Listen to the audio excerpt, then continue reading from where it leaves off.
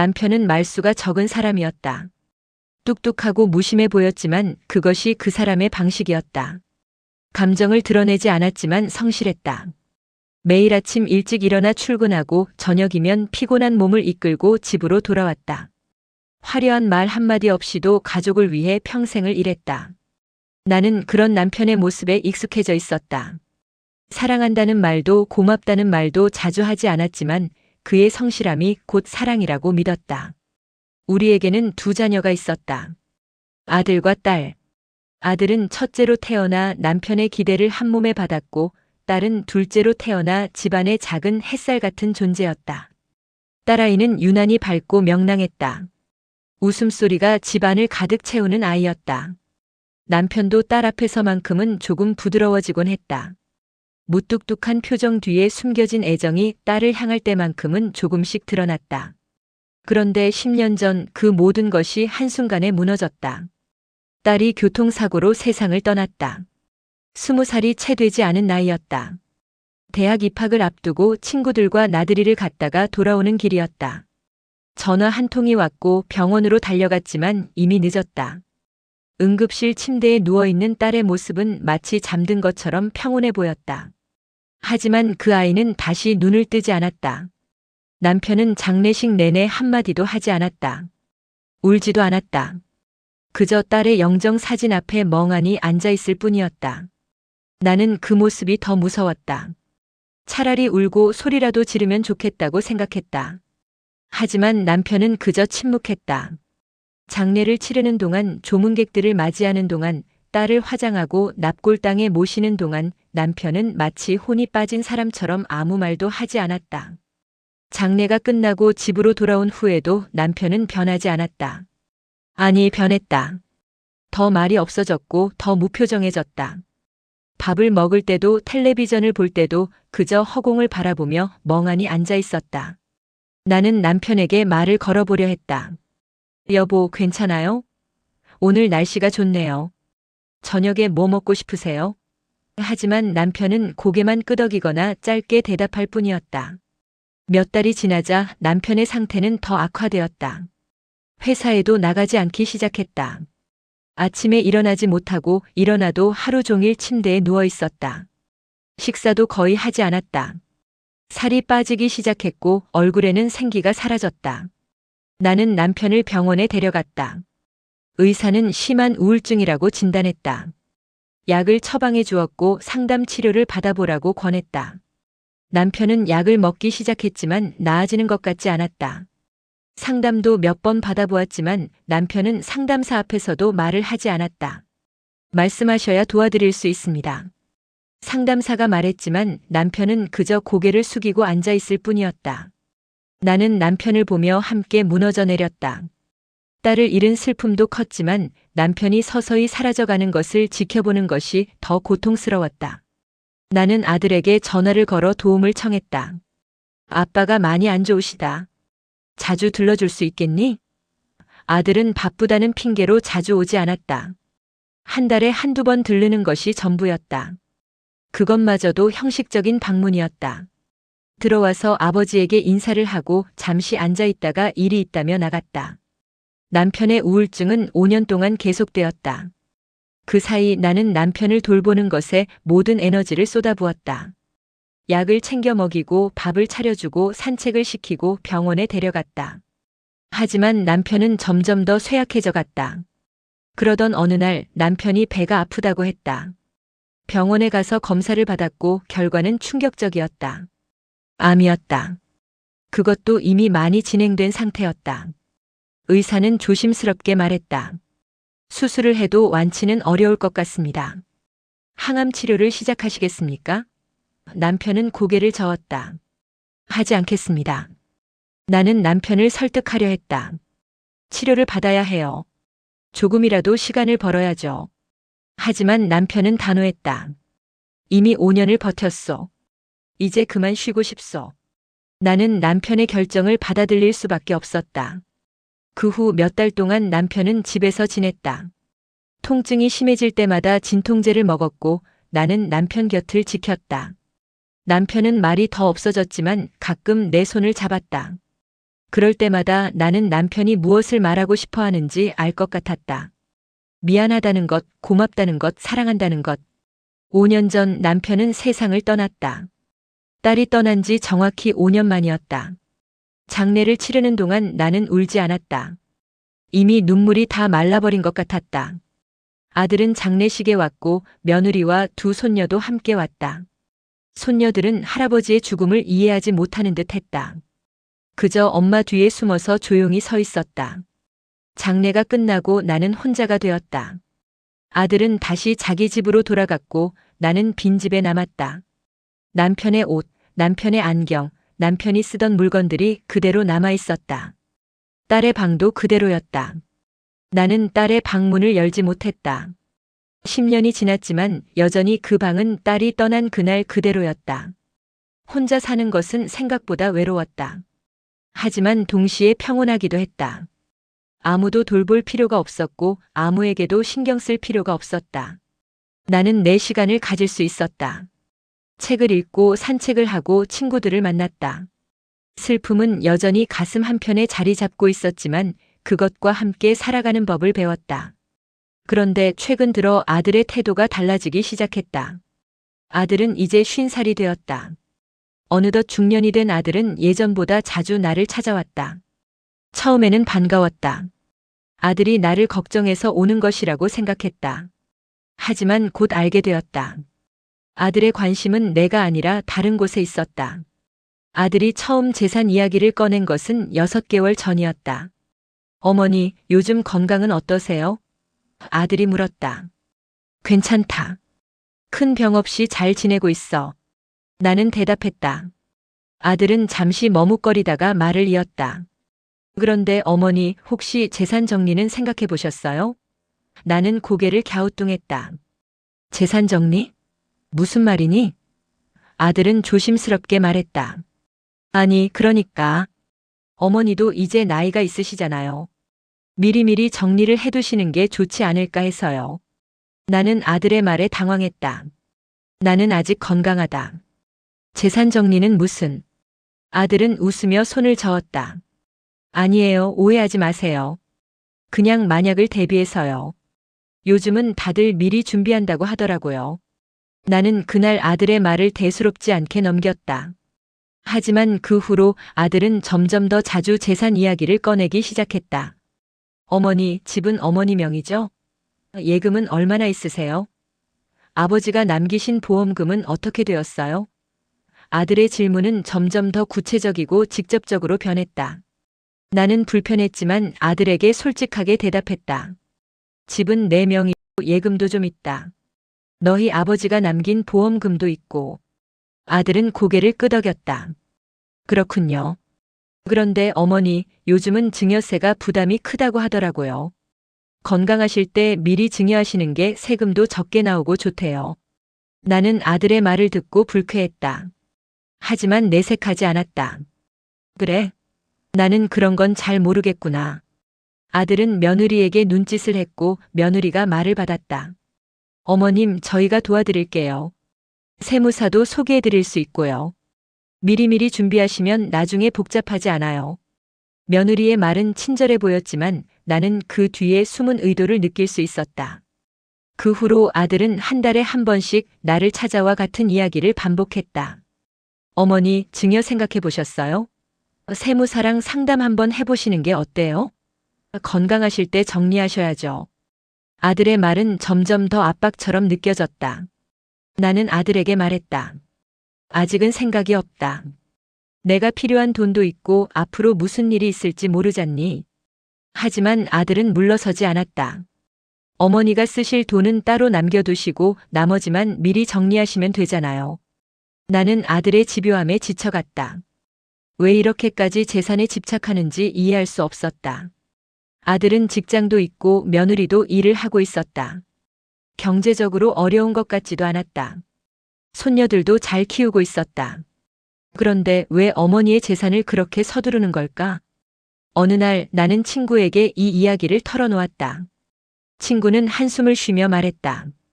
요즘 그런 자식들이 많아. 부모가 건강할 때 재산을 받아내려고 하는 거지. 나중에 상속받으면 세금도 많이 나오고 절차도 복잡하니까. 나는 고개를 저었다. 그래도 내 아들이 그럴 줄은 몰랐어. 아버지가 돌아가시고 나서 한 번도 제대로 찾아오지 않더니 이제는 재산 이야기만 하러 오더라고. 친구가 말했다. 당신이 결정할 일이야. 하지만 섣불리 주지는 마. 나중에 후회할 수도 있어. 친구의 말을 듣고 나는 더 신중해졌다. 아들이 다시 찾아와 증여 이야기를 꺼낼 때마다 나는 아직은 때가 아닌 것 같다라고 대답했다. 하지만 아들은 점점 더 조급해지는 것 같았다. 어머니, 언제까지 이렇게 미루실 거예요? 나이가 들수록 세금도 더 많이 나온다고요. 나는 답답했다. 내 돈인데 내가 언제 줄지 내가 정하는 거 아니니? 아들은 표정이 굳어졌다. 그렇게 말씀하시니 서운하네요. 저도 어머니를 위해서 하는 말인데. 나는 아들의 말에 화가 났다. 나를 위해서? 내가 언제 나를 위해서 뭘 했니? 아버지가 아프실 때도 돌아가시고 나서도 너는 한 번도 제대로 신경 쓰지 않았잖니. 그러다가 이제 와서 재산 이야기만 하는 게 나를 위해서라고. 아들은 당황한 표정을 지었다. 어머니, 그게 아니라. 나는 손을 저었다. 됐다. 오늘은 이만 돌아가거라. 그날 이후 아들은 한동안 오지 않았다. 나는 혼자 생각에 잠겼다. 내가 너무 심하게 말한 걸까? 하지만 내 마음도 이해해 주었으면 좋겠다는 생각이 들었다. 나는 남편과 딸을 잃고 혼자 살아왔다. 외로움과 슬픔 속에서도 꿋꿋이 버텨왔다. 그런데 유일하게 남은 아들이 나를 찾아오는 이유가 재산 때문이라니 그것이 너무 서러웠다. 2달 후 아들이 다시 찾아왔다. 이번에는 며느리와 손녀들도 함께였다. 손녀들이 할머니 하며 반갑게 인사했다. 나는 손녀들을 안아주며 기뻤다. 아들은 조심스럽게 말했다. 어머니, 지난번에는 제가 말을 잘못했어요. 죄송해요. 나는 고개를 끄덕였다. 그래, 알았다. 아들은 잠시 망설이다가 다시 말을 꺼냈다. 그런데 어머니, 진짜로 건강하실 때 정리하시는 게 좋아요. 나중에 어머니가 아프시거나 하시면 절차가 더 복잡해져요. 나는 한숨을 쉬었다. 아들은 또다시 같은 이야기를 하고 있었다. 너는 왜 그렇게 서두르니? 아들이 대답했다. 서두르는 게 아니라 미리 준비하는 거예요. 집값도 올랐고 세금도 계속 오르잖아요. 지금 정리하시면 나중에 부담이 적어요. 나는 고개를 저었다. 나는 아직 그럴 생각이 없다. 내가 살아있는 동안은 내 돈이 필요해. 아들의 표정이 딱딱해졌다. 어머니, 그렇게 말씀하시면 저희는 어떻게 해요? 저희도 계획을 세워야 하는데. 나는 놀라서 아들을 바라봤다. 계획? 무슨 계획? 아들이 말했다. 애들 교육비도 많이 들고 집도 좀 더 넓은 데로 옮기고 싶고. 어머니가 증여해 주시면 저희가 좀 더 여유가 생기잖아요. 나는 말문이 막혔다. 아들은 내 재산을 이미 자기 것인 양계획을 세우고 있었다. 너희가 돈이 필요하면 너희가 벌어야지 왜 내 재산을 당연히 받을 거라고 생각하니? 아들이 항변했다. 어차피 나중에는 제가 받을 거잖아요. 그럼 지금 받는 게 낫지 않아요? 나는 고개를 저었다. 그건 내가 정하는 게 아니야. 내가 정하는 거야. 아들과 며느리는 실망한 표정으로 돌아갔다. 손녀들은 영문도 모른 채 엄마 손을 잡고 따라갔다. 나는 혼자 남아 깊은 생각에 빠졌다. 내가 잘못 생각하고 있는 걸까? 아들 말대로 미리 증여하는 게 나을까? 하지만 마음 한편에서는 불안함이 올라왔다. 만약 내가 지금 재산을 모두 아들에게 주고 나면 나중에 내가 아프거나 돈이 필요할 때 어떻게 될까? 아들이 나를 돌봐줄까? 나는 친구들에게 조언을 구했다. 한 친구가 말했다. 절대 다 주지 마. 내가 살 돈은 꼭 남겨둬야 해. 자식이라고 해도 믿을 수 없어. 다른 친구는 다른 의견을 냈다. 그래도 자식인데 좀 도와줘야 하지 않겠어? 하지만 전부는 아니고 일부만 주는 게 어때? 또 다른 친구는 말했다. 나 같으면 안 줘. 내가 건강하고 돈이 있을 때는 자식들이 잘해. 하지만 돈이 없어지면 태도가 달라져. 친구들의 말을 듣고 나는 더 혼란스러워졌다. 하지만 한 가지는 확실했다. 나는 아직 재산을 넘겨줄 준비가 되지 않았다는 것. 나는 혼자 살고 있고 앞으로 무슨 일이 일어날지 모른다. 병원비가 필요할 수도 있고 요양원에 들어가야 할 수도 있다. 그런데 지금 재산을 모두 아들에게 주면 나는 무엇으로 내 노후를 책임질 수 있을까? 그 후로도 아들은 계속해서 나를 압박했다. 전화로, 방문으로, 때로는 며느리를 통해서. 어머님, 세무사 상담 한번 받아보세요. 어머님, 이웃집 할머니는 벌써 다 정리하셨대요. 어머님, 저희도 계획이 있어요. 좀 빨리 결정해 주시면 안 될까요? 아들의 말은 점점 더 직설적이고 노골적으로 변했다. 나는 지쳐갔다. 왜 아들은 나를 이해하려 하지 않을까? 왜 내 입장은 생각하지 않고 자기 계획만 이야기할까? 나는 딸을 잃고 남편을 잃고 혼자 남았다. 그 슬픔과 외로움을 아들은 알까? 아들은 아버지 장례식 이후로 한 번도 진심으로 나를 걱정한 적이 없다. 그저 형식적으로 안부를 묻고 명절에 잠깐 들렀다가 가는 것이 전부였다. 그런 아들이 이제 와서 재산을 달라고 하는 것이 나는 견디기 힘들었다. 어느 날 밤 나는 딸의 방 문을 열었다. 10년 동안 한 번도 제대로 정리하지 못했던 방. 딸의 책상, 딸의 옷, 딸의 인형들이 그대로 남아 있었다. 나는 딸의 침대에 앉아 오랫동안 울었다. 딸이 살아있었다면 어땠을까? 딸은 나를 어떻게 대했을까? 아들처럼 재산을 요구했을까? 아니면 그저 내 곁에 머물며 나를 위로해 주었을까? 나는 남편의 사진을 꺼내 보았다. 무뚝뚝하지만 성실했던 남편. 평생 가족을 위해 일했던 남편.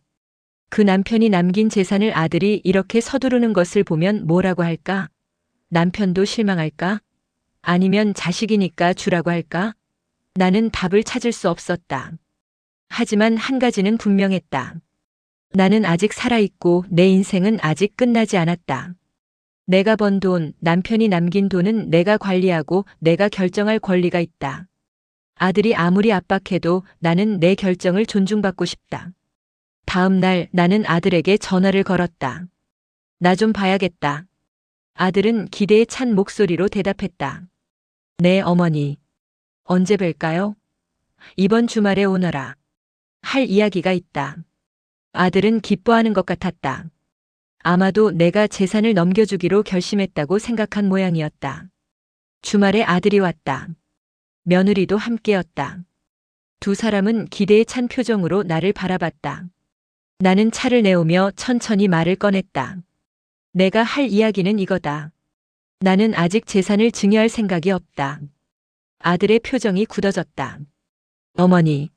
나는 손을 들어 아들을 제지했다. 내 말 끝까지 들어라. 나는 지금 건강하지만 언제 아플지 모른다. 병원비도 필요하고 생활비도 필요하다. 내가 살아있는 동안은 내 돈으로 내 삶을 책임질 거다. 아들이 항변했다. 어머니, 그래도 저희가 있잖아요. 저희가 돌봐드릴게요. 나는 고개를 저었다. 내가 나를 돌봐준다고? 아버지가 아프실 때 내가 뭘 했니? 한 달에 한 번 잠깐 들르는 게 전부였잖니. 그런 내가 이제 와서 나를 돌봐주겠다고. 나는 그 말을 믿을 수가 없다. 며느리가 끼어들었다. 어머님, 그때는 저희도 사정이 있었어요. 애들도 어렸고 일도 바쁘고. 나는 손을 저었다. 변명은 됐다. 나는 이미 결정했어. 내가 죽고 나면 그때 상속받으면 돼. 그 전까지는 내 돈이야. 아들은 화가 난 표정으로 일어섰다. 어머니가 그렇게 나오시면 저도 할 말이 있어요. 제가 그동안 어머니한테 얼마나 신경 썼는데요. 나는 쓴웃음을 지었다. 신경 썼다고? 재산 신경 쓴 거 말고 뭘 신경 썼니? 아들은 말없이 며느리와 함께 나가버렸다. 그 후 몇 주 동안 아들에게서 연락이 없었다. 나는 서운했지만 동시에 홀가분했다. 더 이상 재산 이야기를 듣지 않아도 되니까. 하지만 혼자 지내면서 이 큰 집이 점점 부담스럽게 느껴지기 시작했다. 방이 4개나 되는 이 집은 나 혼자 살기에는 너무 컸다. 청소하기도 힘들고 관리비도 만만치 않았다. 게다가 딸의 방을 볼 때마다 가슴이 아팠다. 나는 친구들과 상의한 끝에 결정을 내렸다. 집을 팔고 작은 아파트로 이사하기로. 2층짜리 빌라나 작은 아파트 하나면 나 혼자 살기에 충분할 것 같았다. 그리고 집을 팔아 생긴 돈으로 노후 자금도 더 마련할 수 있을 것이다. 나는 부동산에 집을 내놓았다. 중개사가 말하길 이 동네는 학군이 좋아서 집값이 많이 올랐다고 했다. 남편이 사던 때보다 3배 이상 올랐다고 했다. 나는 적당한 작은 집을 알아보기 시작했다. 역 근처에 있는 조용한 아파트가 마음에 들었다. 방 2개의 거실이 있고 엘리베이터도 있어서 나이 들어서도 살기 좋을 것 같았다. 며칠 후 아들에게서 전화가 왔다. 어머니, 집을 파신다고요? 소식이 빠르게 전해진 모양이었다. 아마도 동네 누군가가 아들에게 알려준 것 같았다. 그래, 너무 크고 관리하기 힘들어서 작은 데로 옮기려고. 아들은 잠시 침묵하다가 말했다. 저한테 상의도 안 하시고요? 나는 어이가 없었다. 내 집인데 왜 너한테 상의를 해야 하니? 아들이 말했다. 그래도 나중에는 제 집이 될 텐데 미리 알려주셔야죠. 나는 한숨을 쉬었다. 그건 나중 일이고 지금은 내가 결정할 일이야. 다음 날 아들이 며느리와 함께 집으로 찾아왔다. 예고도 없이 온 것이었다. 현관문을 열자마자 아들이 말했다. 어머니, 집 매매 잠깐만 기다려주세요. 나는 거실로 들어가며 물었다. 왜? 아들은 소파에 앉으며 천천히 말을 꺼냈다. 제 생각에는요, 어머니가 작은 집으로 옮기시는 건 좋은데 그 집을 제 명의로 사시면 어떨까 해서요. 나는 귀를 의심했다. 뭐? 며느리가 부드럽게 설명했다. 어머님 생각해보세요. 어차피 나중에는 저희가 상속받을 집이잖아요. 그럼 지금 제 남편 이름으로 사시면 나중에 상속세도 안 나오고 취득세도 절약되고 좋잖아요. 나는 믿을 수 없다는 표정으로 두 사람을 바라봤다. 지금 무슨 소리를 하는 거니? 내가 살 집을 왜 내 명의로 사? 아들이 답답하다는 듯이 말했다. 어머니, 세금 아끼는 거예요. 어차피 어머니 집인데 명의만 제 걸로 하는 거잖아요. 실제로는 어머니가 사시는 거고요. 나는 화가 치밀어 올랐다. 명의만 내 거라고?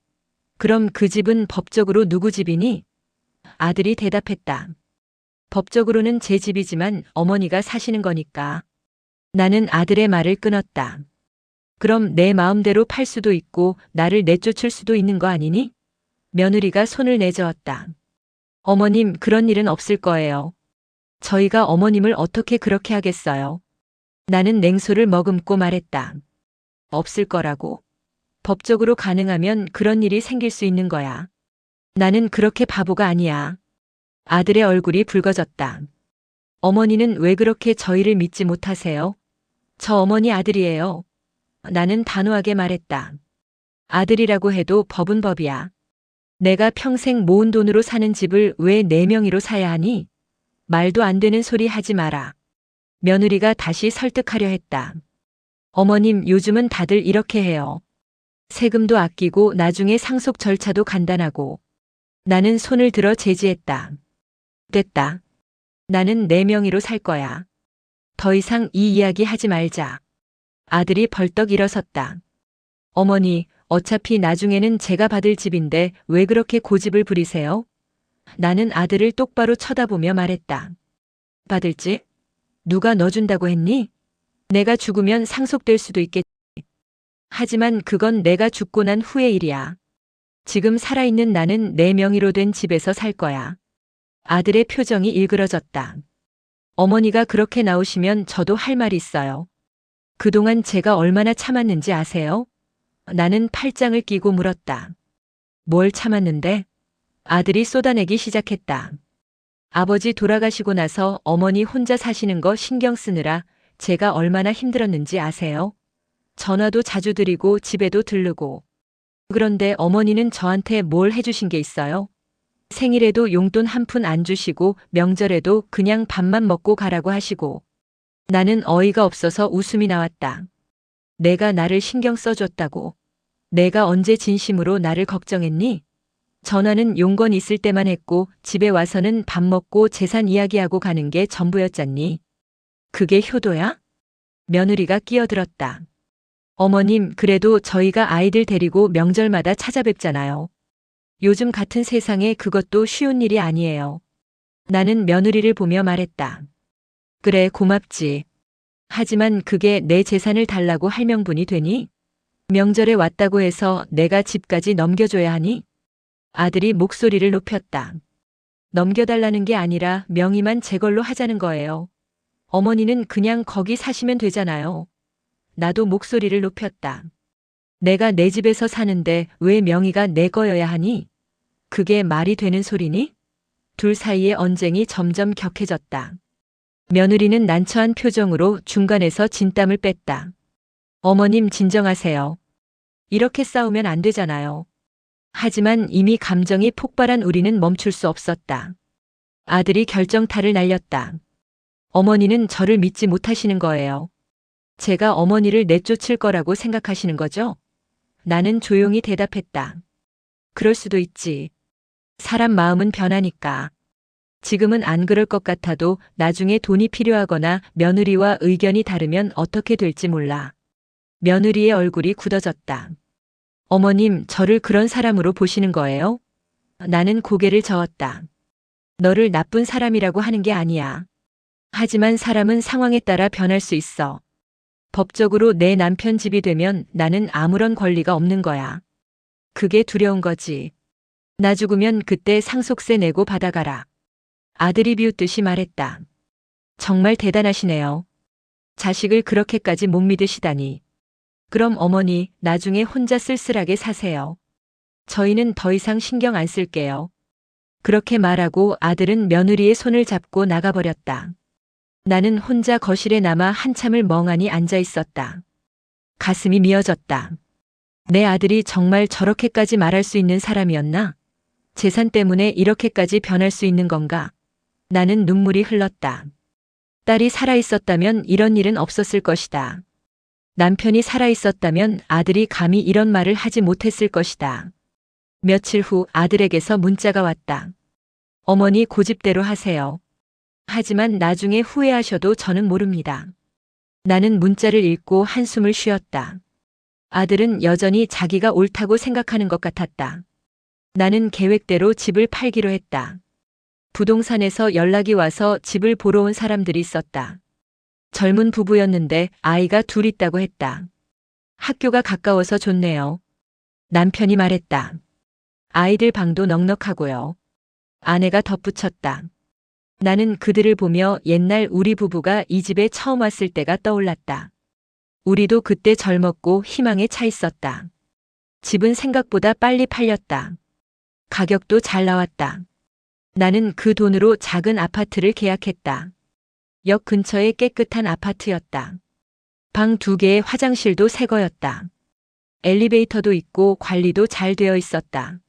무엇보다 내 명의로 된 내 집이었다. 이사를 준비하는 동안 아들에게서 연락이 없었다. 나는 아들에게 먼저 전화를 걸까 고민했지만 그러지 않기로 했다. 아들이 먼저 연락해야 한다고 생각했다. 잘못은 아들이 한 것이니까. 이사날 친구들이 와서 도와주었다.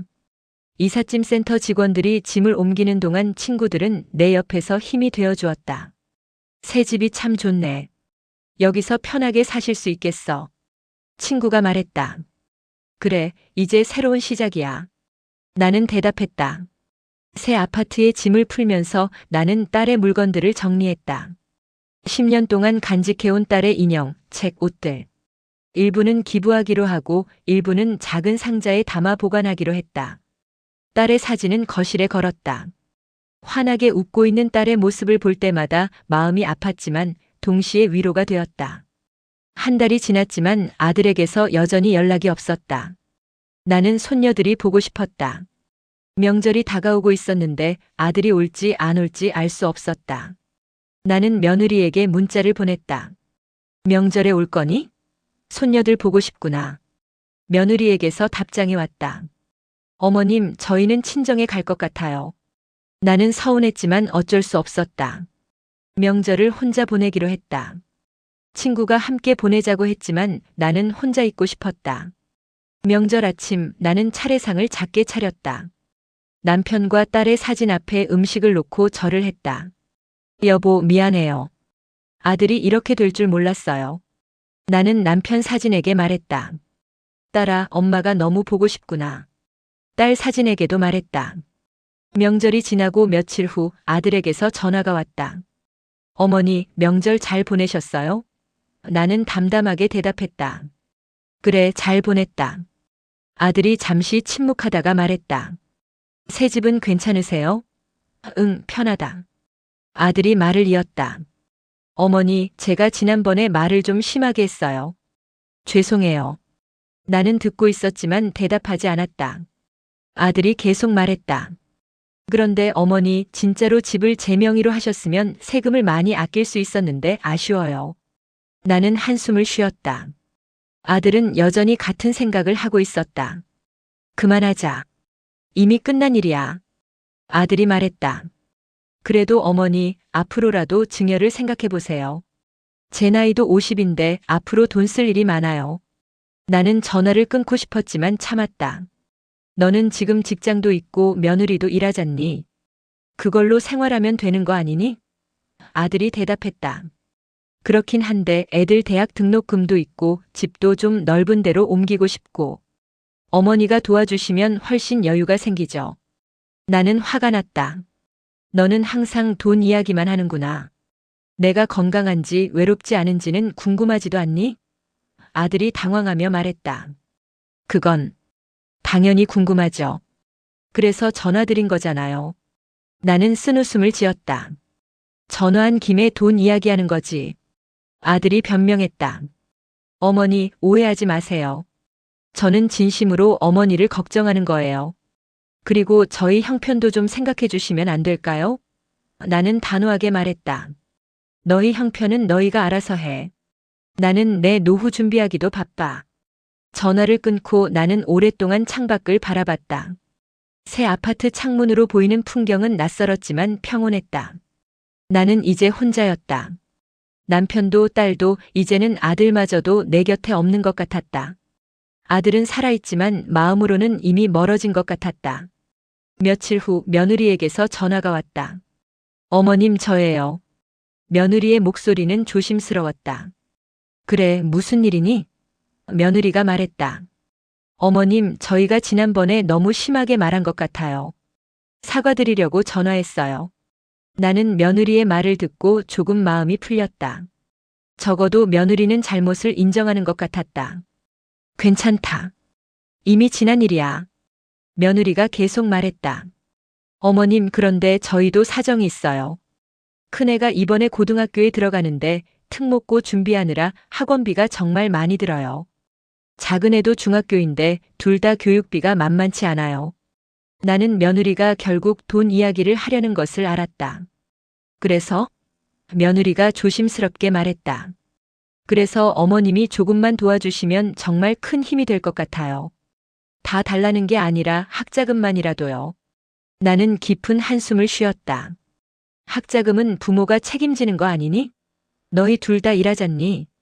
며느리가 말했다. 그래도 어머님, 요즘 교육비가 얼마나 비싼지 아세요? 한 달에 100만 원씩 들어가요. 두 아이 합치면 200만 원이에요. 나는 냉정하게 말했다. 그럼 학원을 줄이든지 다른 방법을 찾든지 해라. 나는 내 생활비도 빠듯해. 며느리의 목소리가 약간 날카로워졌다. 어머님, 집 하신 돈이 있으시잖아요.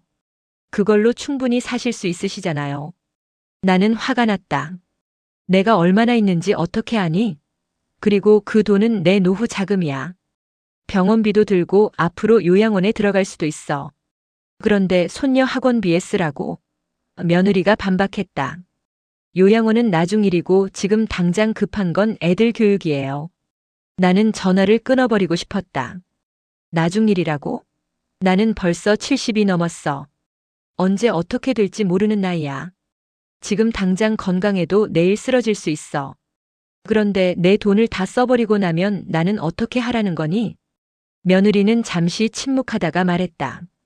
어머님이 그렇게 나오시니 할 말이 없네요. 저희도 어머님 자식인데 조금도 못 도와주시는 거예요? 나는 단호하게 대답했다. 돕는 건 내가 할 수 있을 때 내 의지로 하는 거야. 강요당해서 하는 게 아니야. 며느리는 더 이상 말하지 않고 전화를 끊었다. 나는 전화기를 내려놓고 한참을 앉아 있었다. 아들 가족은 정말 나를 ATM 기계로만 보는 것 같았다. 내가 힘들 때는 찾아오지 않다가 돈이 필요할 때만 연락하는 것이 너무 서러웠다. 다음 주 아들이 직접 찾아왔다. 이번에는 혼자였다. 아들은 새 아파트를 둘러보며 말했다. 집이 생각보다 작네요. 나는 차를 내오며 대답했다. 나 혼자 살기엔 충분해. 아들이 소파에 앉으며 말을 꺼냈다. 어머니, 제가 오늘 온 이유가 있어요.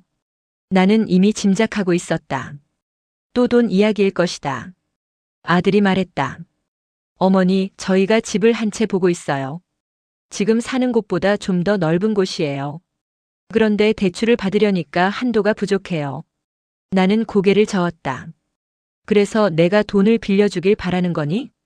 아들이 빠르게 말했다. 빌리는 게 아니라 증여받는 거예요. 어차피 나중에는 제가 받을 돈이잖아요. 지금 받으면 저희가 좀 더 나은 환경에서 살 수 있어요. 나는 단호하게 말했다. 안 돼. 나는 아직 그럴 생각이 없어. 아들의 얼굴이 붉어졌다. 어머니는 정말 저희를 생각 안 하시는 거예요? 손녀들은요? 손녀들이 좁은 집에서 지내는 게 안 안타까우세요? 나는 조용히 대답했다. 안타깝지. 하지만 그건 내가 해결할 문제야. 내가 더 열심히 일하든지 대출을 더 받든지 해야지. 왜 나한테 손을 벌리니? 아들이 목소리를 높였다. 어머니는 돈이 있으시잖아요.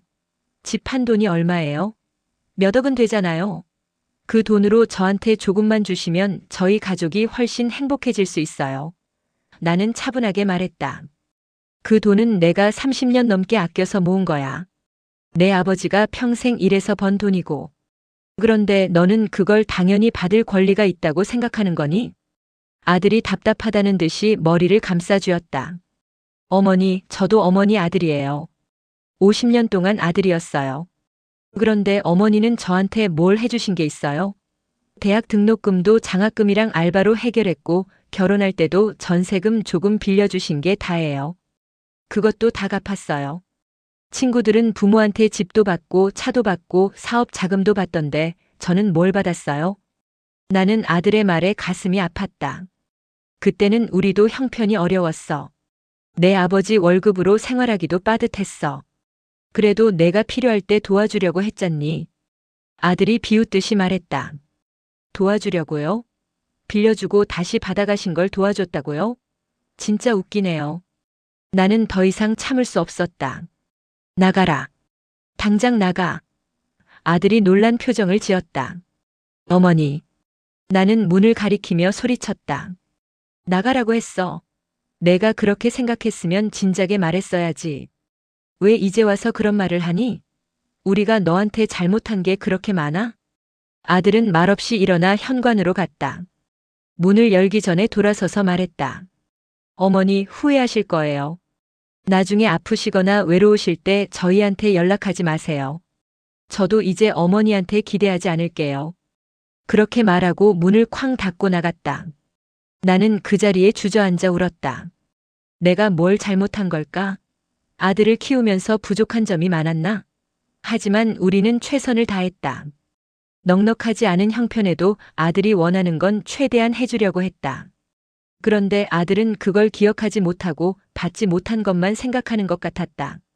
며칠 동안 나는 식사도 제대로 하지 못했다. 아들의 말이 계속 머릿속을 맴돌았다. 어머니는 저한테 뭘 해주신 게 있어요? 그 말이 가장 아팠다. 나는 아들을 위해 평생을 살았다고 생각했는데 아들은 그렇게 느끼지 못했던 것이다. 친구에게 전화를 걸어 하소연했다. 아들이 나한테 그런 말을 했어. 내가 아들한테 해준 게 없다고. 친구가 위로했다. 아들이 철이 없어서 그래. 나중에 나이 들면 알게 될 거야. 나는 고개를 저었다. 나중이면 뭐해. 지금 이렇게 상처받았는데. 일주일이 지났지만 아들에게서 연락이 없었다. 나는 손녀들이 보고 싶었지만 아들에게 먼저 연락하고 싶지 않았다. 자존심이 허락하지 않았다. 하지만 밤마다 손녀들 얼굴이 떠올랐다. 큰 손녀는 올해 고등학생이 되었고 작은 손녀는 중학생이었다. 아이들이 무럭무럭 자라는 동안 나는 할머니로서 함께하지 못했다. 한 달이 지나고 명절이 다가왔다. 나는 혼자 명절을 보낼 준비를 했다. 차례상을 차리고 남편과 딸의 사진 앞에 앉았다. 여보, 우리 아들이 이렇게 될 줄 몰랐어요. 제가 잘못 키운 걸까요? 남편 사진은 아무 대답이 없었다. 명절 당일 초인종이 울렸다. 문을 열자 손녀 둘이 서 있었다. 할머니, 아이들이 안겨왔다. 나는 눈물이 났다. 어머, 너희들. 뒤에서 며느리가 나타났다. 어머님 안녕하세요. 아이들이 할머니 보고 싶다고 해서 왔어요. 나는 며느리와 손녀들을 집 안으로 들였다. 아빠는? 큰 손녀가 물었다. 며느리가 대답했다. 아빠는 일이 있어서 못 왔어요. 어머님, 남편이 너무 심하게 말했어요. 제가 대신 사과드려요. 나는 고개를 저었다. 내 잘못은 아니야. 차라도 마시자. 우리는 거실에 앉아 차를 마셨다. 손녀들은 새 아파트를 구경하며 신기해했다. 할머니, 여기 좋아요. 깨끗하고 아늑해요. 작은 손녀가 말했다. 며느리가 조용히 말했다. 어머님, 남편이 요즘 스트레스를 많이 받아요. 회사에서도 힘들고 집에서도 경제적으로 부담이 크고. 그래서 어머님한테 그렇게 말한 것 같아요. 나는 며느리의 말을 듣고 조금 이해가 되었다. 하지만 그게 나한테 상처 주는 말을 해도 된다는 변명은 아니었다. 너희가 힘든 건 알아. 하지만 나도 힘들어. 혼자 살면서 외롭고 미래가 불안해. 내가 아프면 누가 돌봐줄지, 돈이 떨어지면 어떻게 할지. 그런 걱정이 많아. 며느리가 고개를 끄덕였다. 어머님 마음도 이해해요. 제가 남편한테 잘 말해볼게요. 손녀들과 함께 점심을 먹고 오랜만에 즐거운 시간을 보냈다. 아이들이 학교 이야기, 친구 이야기를 하는 걸 들으며 나는 행복했다. 이런 시간이 얼마나 소중한지 깨달았다. 재산보다 중요한 건 가족과 함께하는 시간이었다.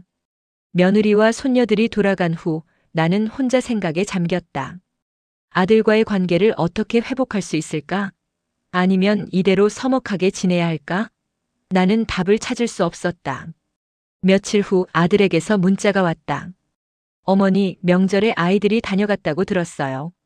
저는 못 가서 죄송해요. 나는 답장을 보냈다. 괜찮다. 손녀들 보니 좋았다. 아들이 다시 문자를 보냈다. 어머니, 제가 그때 말을 너무 심하게 했어요. 죄송해요. 나는 아들의 사과를 읽고 눈물이 났다. 아들도 미안해하는 것 같았다. 하지만 상처는 쉽게 아물지 않았다. 나는 답장을 보냈다. 알았다. 하지만 나는 아직 재산을 줄 생각이 없어. 내가 살아있는 동안은 내 것이야. 더 이상 나한테 돈 얘기할 거면 오지 말아라. 더는 너와 다투면서 실망하고 싶지 않아. 아들이 답장했다. 네, 어머니. 더 이상 그 이야기 안 할게요. 가끔 뵈러 가도 될까요? 나는 잠시 망설이다가 답장했다. 그래, 와라. 손녀들도 데리고 와. 그 후로 아들은 한 달에 한 번씩 방문했다. 예전만큼은 아니었지만 그래도 관계가 조금씩 회복되는 것 같았다. 아들은 재산 이야기를 하지 않았고 나도 꺼내지 않았다. 우리는 그저 일상적인 이야기를 나누며 시간을 보냈다. 하지만 나는 알고 있었다. 이 문제가 완전히 해결된 것은 아니라는 것을. 아들은 여전히 내 재산을 기대하고 있을 것이고 나는 여전히 불안해하고 있었다. 우리 사이에는 보이지 않는 벽이 생긴 것 같았다. 어느 날 나는 병원에 갔다. 정기 검진을 받으러 간 것이었다. 의사가 검사 결과를 보며 말했다. 건강하시네요. 이 나이에 이 정도면 아주 좋아요. 나는 안도했다. 그럼 당분간은 괜찮겠네요. 의사가 고개를 끄덕였다. 네, 하지만 정기적으로 검진 받으시는 게 좋아요. 병원에서 나와 집으로 돌아오는 길에 나는 생각했다. 나는 얼마나 더 살 수 있을까? 5년? 10년? 15년? 그리고 그 시간 동안 나는 어떻게 살아야 할까? 아들과의 관계는 어떻게 될까? 집에 도착해서 거실에 앉아 남편과 딸의 사진을 바라봤다. 여보, 딸아, 내가 어떻게 해야 할까요? 사진 속의 두 사람은 환하게 웃고 있었다. 나는 그들이 보고 싶었다. 그들이 있었다면 이렇게 외롭지 않았을까? 아니, 마찬가지였을 거다. 인간은 어차피 혼자니까 이젠 누구도 나와 같은 생각일 거란 희망이 없다. 그날 밤 나는 일기를 쓰기 시작했다. 남편이 떠나고 딸이 떠나고 아들과 멀어진 이야기를. 그리고 내가 느끼는 외로움과 불안, 상처와 슬픔을. 일기를 쓰면서 나는 조금씩 마음이 정리되는 것을 느꼈다. 며칠 후 친구가 전화를 걸어왔다. 우리 같이 여행 갈까? 제주도 어때? 나는 잠시 생각하다가 대답했다. 좋아. 가자. 친구가 기뻐하며 말했다. 그래, 우리도 인생 즐기면서 살아야지. 자식들 눈치 볼 필요 없어. 여행을 준비하면서 나는 조금씩 활기를 찾았다. 새로운 곳을 가고 새로운 것을 경험하는 것이 즐거웠다. 나는 아직 살아있고 내 인생은 아직 끝나지 않았다. 제주도에서 일주일을 보내고 돌아왔다. 바다를 보고 맛있는 음식을 먹고 친구와 이야기하며 웃었다. 오랜만에 진심으로 즐거운 시간이었다. 돌아와서 아들에게 사진을 보냈다. 제주도 다녀왔다. 재미있었어. 아들이 답장했다. 어머니 좋아 보이세요. 건강하게 지내세요. 나는 아들의 메시지를 보며 생각했다. 아들도 나름대로 나를 걱정하는 것 같았다. 비록 방식은 달랐지만 시간이 지나면서 나는 새로운 일상에 적응했다. 아침에 일어나 산책하고 친구들을 만나고 취미 활동을 하고 책을 읽었다. 혼자 사는 것이 외롭기도 했지만 자유롭기도 했다. 누구에게도 의지하지 않고 누구의 눈치도 보지 않는 살. 아들은 한 달에 한 번씩 방문했고 명절에는 손녀들과 함께 왔다. 우리는 재산 이야기를 하지 않았고 그저 평범한 가족처럼 지냈다. 완벽하지는 않았지만 그래도 괜찮았다. 어느 날 큰 손녀가 대학에 합격했다는 소식을 들었다. 나는 기뻐하며 축하 용돈을 주었다. 아들이 사양했지만 나는 손녀 손에 직접 쥐어주었다. 할머니가 주는 거니까 받아라. 대학 가면 쓸 데가 많을 거야. 손녀가 고맙다며 나를 안아주었다. 그 순간 나는 행복했다. 이런 작은 순간들이 나를 살아가게 하는 힘이었다. 집으로 돌아와 혼자 앉아 생각했다. 내가 평생 모은 재산을 언젠가는 아들에게 물려줄 것이다. 하지만 그건 내가 결정할 일이고 내가 원할 때 할 것이다. 지금은 아니다. 지금은 내가 이 돈으로 내 삶을 살아야 한다. 밤이 되자 창밖으로 별이 보였다. 나는 별을 보며 남편과 딸을 떠올렸다. 여보, 딸아, 나 잘 지내고 있어요. 힘들 때도 있지만 그래도 괜찮아요. 걱정하지 마세요. 나는 아직 살아있고 내일도 살아갈 것이다. 아들과의 관계가 완벽하지 않아도 외롭더라도 나는 내 삶을 살 것이다. 그것이 남편과 딸에게 보여줄 수 있는 최선이라고 생각했다. 그렇게 나는 하루하루를 살아간다. 때로는 슬프고 때로는 외롭지만 그래도 살아간다. 내 집에서 내 방식대로 내 삶을.